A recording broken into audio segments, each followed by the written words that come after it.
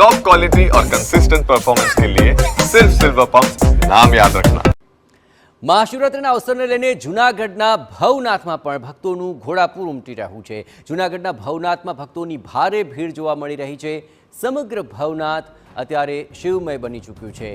હર હર મહાદેવના નાદથી અહીં ભવનાથ પરિસર ગુંજી રહ્યું છે। મહાદેવના મહાદર્શન કરીને ભક્તો ધન્યતા અનુભવી રહ્યા છે। 26 ફેબ્રુઆરી મહાશિવરાત્રિને લઈને ભવનાથ દાદાને વિશેષ ફળ અને ફૂલનો શૃંગાર કરવામાં આવ્યો, જેમાં 51 કિલો ફૂલ અને 125 કિલો ફ્રૂટનો ઉપયોગ કરવામાં આવ્યો છે। મહાશિવરાત્રિને લઈને ભવનાથ મહાદેવ મંદિરમાં વિશેષ આયોજન કરવામાં આવ્યું છે। મંદિરે ભક્તોનું ઘોડાપૂર જામ્યું છે અને તેને લઈને સમગ્ર ભવનાથ પરિસર હર હર મહાદેવના નાદથી સતત ગુંજતું જોવા મળી રહ્યું છે। તો વહેલી સવારે 4 કલાકથી લઈને બપોરે 12 કલાકે, સાંજે 7:30 કલાકે અને રાત્રે 12 વાગે મહાઆરતીનું આયોજન કરાયું છે અને રાત્રિએ 12 કલાકે શાહી સ્નાન થશે અને ત્યારબાદ ભવનાથ મેળાની પૂર્ણાહુતિ થશે। એટલે કે 22 તારીખથી લઈને 26 તારીખ સુધી જે આખરે મહામેળાનું આયોજન કરાયું છે।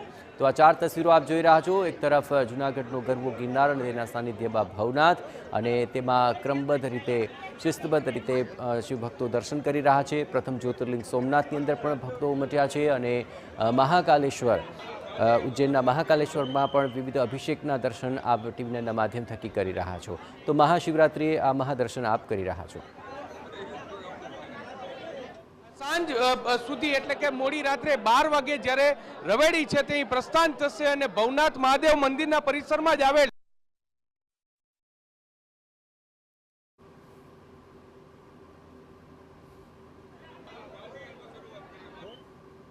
તમે દ્રશ્યમાં જોઈ રહ્યા છો કે જે ગુજરાતના